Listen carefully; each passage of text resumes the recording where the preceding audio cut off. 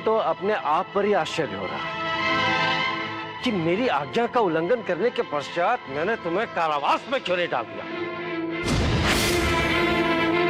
महाराज, देखा कितने भाग्यशाली हो तुम। तुम्हारी दीदी मेरी प्रिय पत्नी है।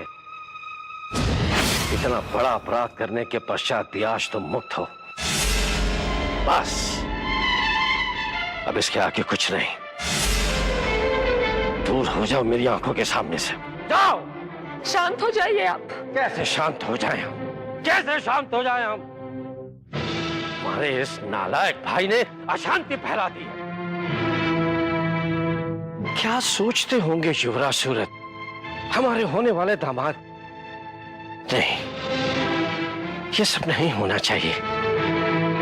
कुछ भी नहीं होना चाहिए ऐसा विजया। क्या महाराज, क्या नहीं होना चाहिए? विजया, युवराज सूरत और सुमुखी का विवाह शीघ्र हो जाना चाहिए। सूरत से मिलने में चंद्रनगरी जाऊंगा और उसे सब कुछ समझाकर मैं क्षमा मांगूंगा। विजया, हमें चंद्रनगरी जाकर महाराज चंद्रमुख की मृत्यु पर शोक प्रकट करना होगा। मैं चंद्रनगरी अवश्य जाऊंगा, अवश्य।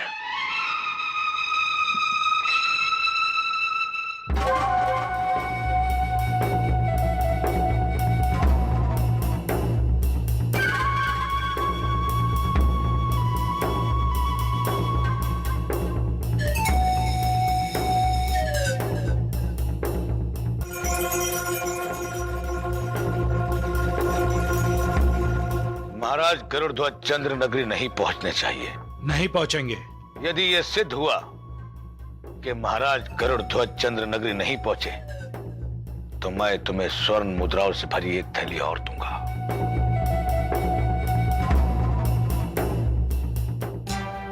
मामा जी, ये आप कौन सा खेल खेल रहे हैं? समय पर सवार होने का खेल मोहन। जो समय पर सवार होना जानते हैं, यशश्री और विजयश्री उनके पैरों में होती है। परंतु मामा जी, जब आपके इस खेल का पता राजकुमारी सुमुखी को चलेगा तो?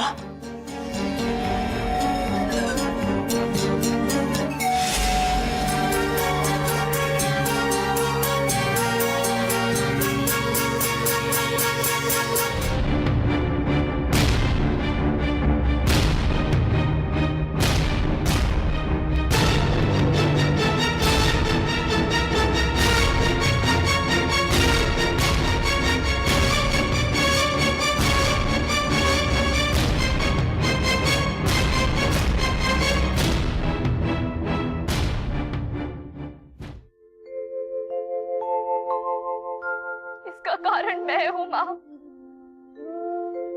मैं हूं।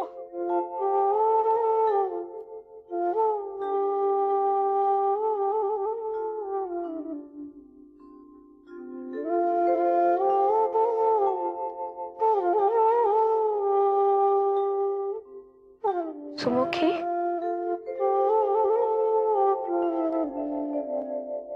धूम्रकेतु ने मेरा अपहरण किया था।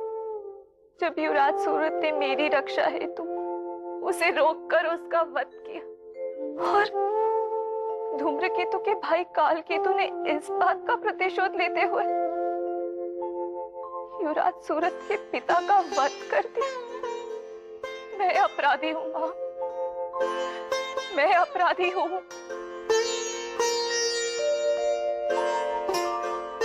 इसमें तुम्हारा कोई दोष नहीं।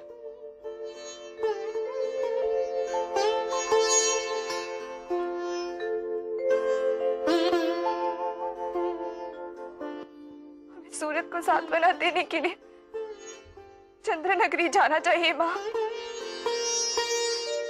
चंद्रनगरी जाना चाहिए मां, हमें चंद्रनगरी जाना चाहिए। तुम्हारे पिताजी चंद्रनगरी के लिए निकल गए हैं बेटी। पिताजी चंद्रनगरी चले गए? मां, पिताजी के साथ हमें चंद्रनगरी जाना चाहिए था। आपने हमें पहले क्यों नहीं बताया मां? घटनाएं इतनी तेजी से घट रही हैं सुमुखी, मेरा मन भ्रमित हो गया है।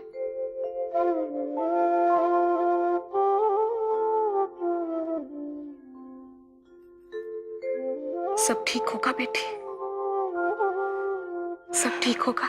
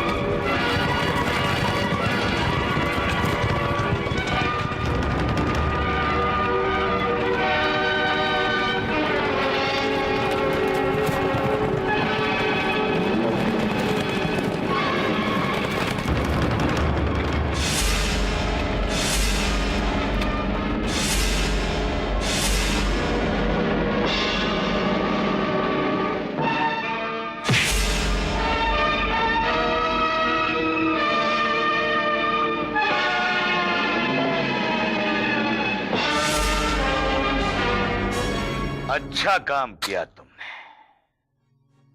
अब तुम्हें पुरस्कार मिलना चाहिए।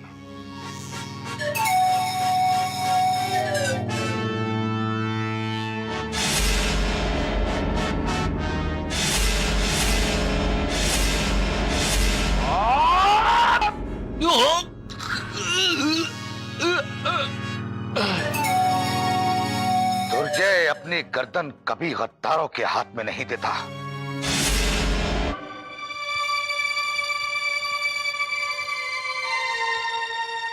पिताजी,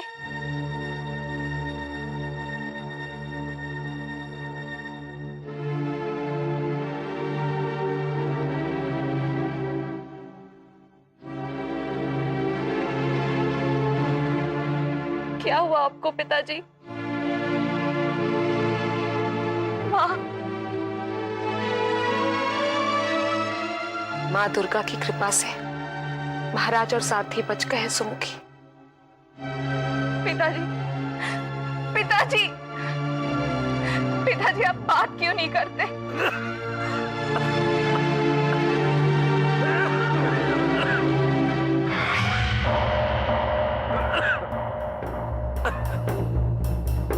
पुत्री,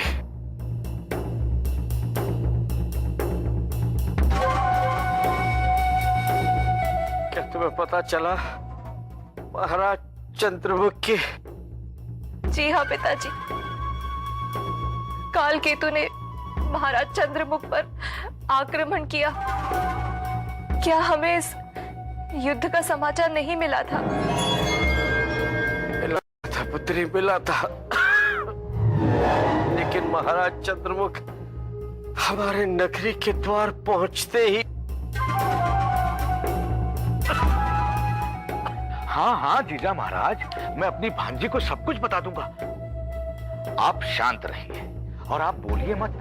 वैद्यराज जी, आप जल्दी से जीजा जी को औषधि पिला दीजिए ताकि ये शांत होकर आराम कर सके।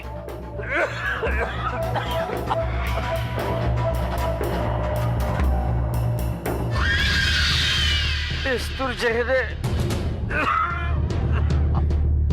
आप शांत हो जाइए जीजा जी, शांत रहिए। आप चिंता मत कीजिए। मैंने आपसे कहा ना, महाराज चंद्रमुख के अंतिम संस्कार में मैं स्वयं जाऊंगा। माँ, हम भी साथ जाएंगे। हाँ हाँ भांजी, क्यों नहीं।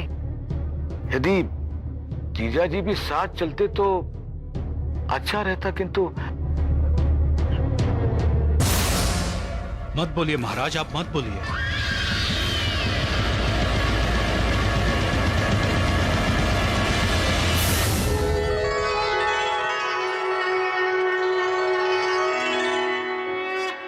ईर्ष्या और लालच मनुष्य को कभी भी जीवन में चैन से बैठने नहीं देते। उसके पास जो है, भला वो मेरे पास क्यों नहीं?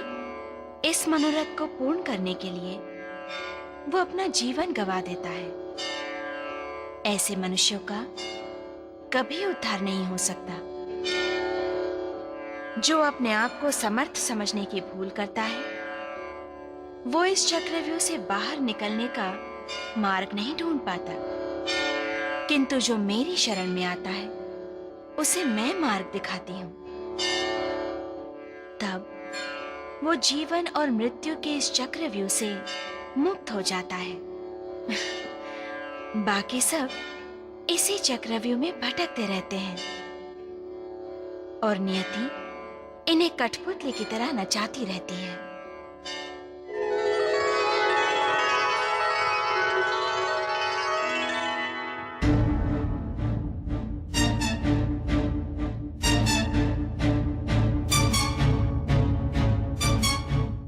क्या हुआ मंत्री जी, आप चुप क्यों हैं?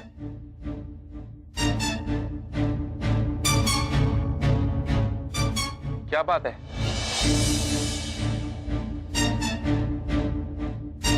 कोई कुछ बोलता क्यों नहीं?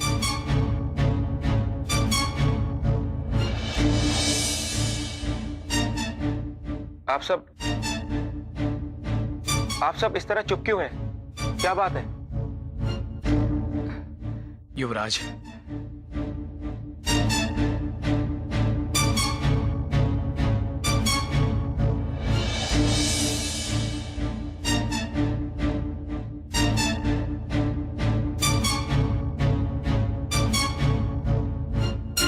हम महाराज को नहीं बचा सके युवराज।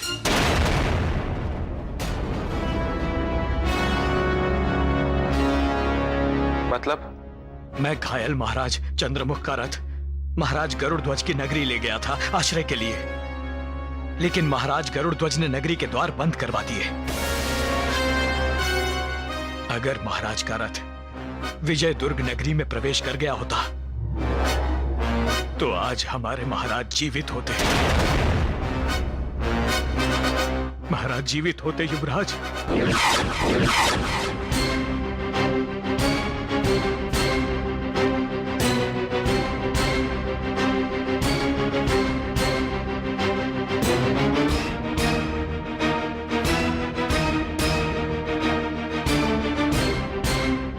प्रवेश न कर पाने की वजह से महाराज चंद्रमुख दानव काल केतु के हाथों मारे गए।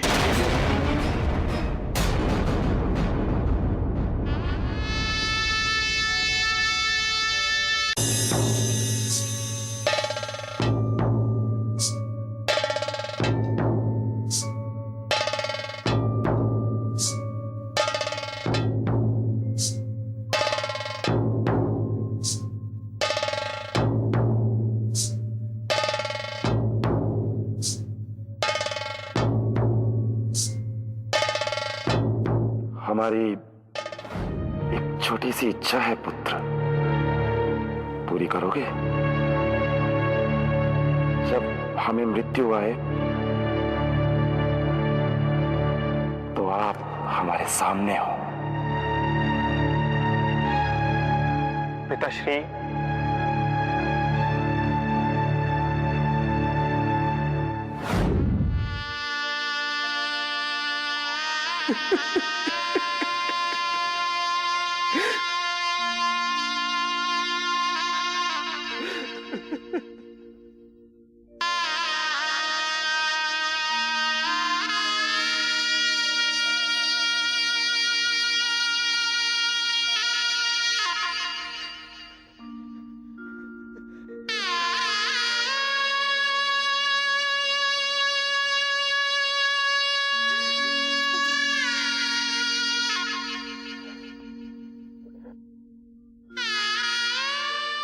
रो लो युवराज, रो लो, परंतु इतना स्मरण रखना, राजा के आंसू कोई नहीं पहुंचता।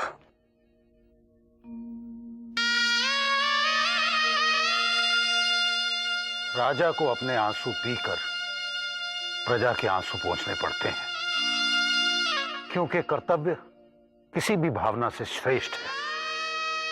आपके पिता श्री महाराज चंद्रमुख ने अपने अंतिम समय तक अपना कर्तव्य निभाया है। उनका आदर्श आपके सामने अपने आप पर संयम रखिए। आपको अपने लिए आधार नहीं ढूंढना, आपको दूसरों का आधार बनना है।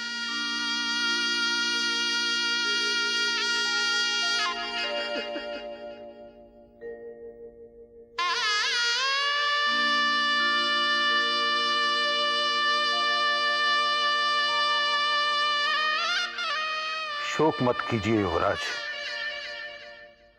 महाराज को वीर गति प्राप्त हुई। जाइए, अपनी माता को सांत्वना दीजिए।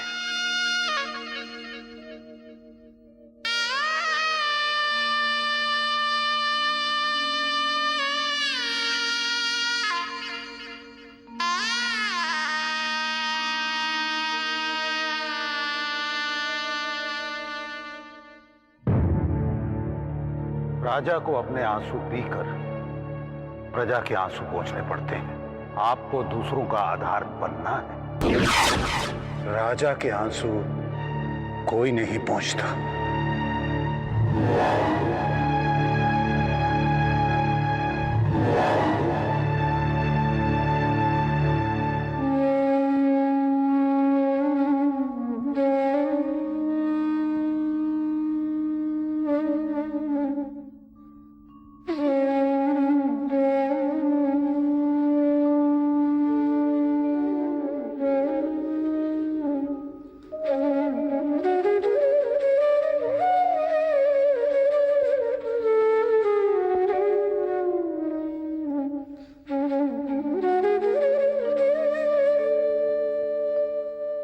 माताश्री,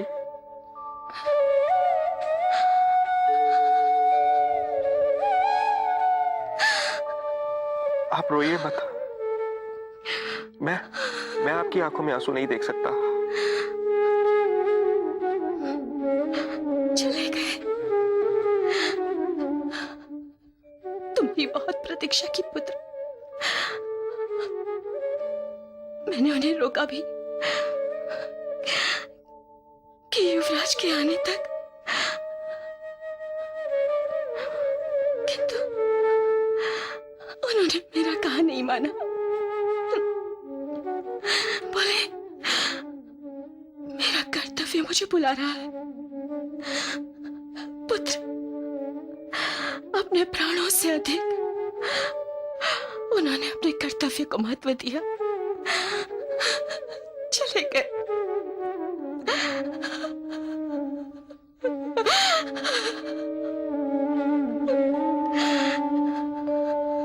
किंतु दुख मुझे इस बात का है कि विजय दुर्ग के महाराज गरुड़ ध्वज ने। मैं जानता हूँ माताश्री।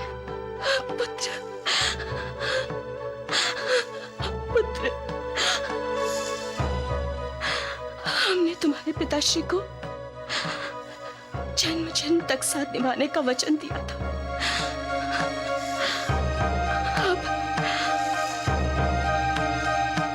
अब वचन पूरा करने का समय आ गया है। नहीं माताश्री,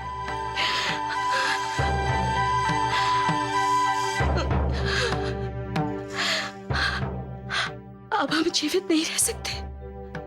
ऐसा मत कहिए माताश्री। नहीं पुत्र, सब ठीक हो जाएगा। संभालो अपने आप को। अब उनके बिना संभालो। एक पल भी जीना अपराध होगा पुत्र। माँ, संभालो अपने आप को। हम सिर्फ तुम्हारी प्रतीक्षा कर रहे थे पुत्र। तुम्हारे पिताश्री अपने जन्मदिन पर तुम्हारा राज्य अभिषेक करना चाहते थे। राज्य संभालो पुत्र। ठीक हो जाएगा। राज्य संभालो माँ। और अपने पिता की तरह कर्तव्य परायण, न्याय और प्रजा पालन करो। माँ, सब ठीक हो जाएगा। माँ, अपने आप को संभालो। धर्म से रहो, राज्य चलाओ। अपने आप को संभालो माँ। वो मुझे बुला रहे हैं पुत्र। वो मुझे बुला रहे हैं।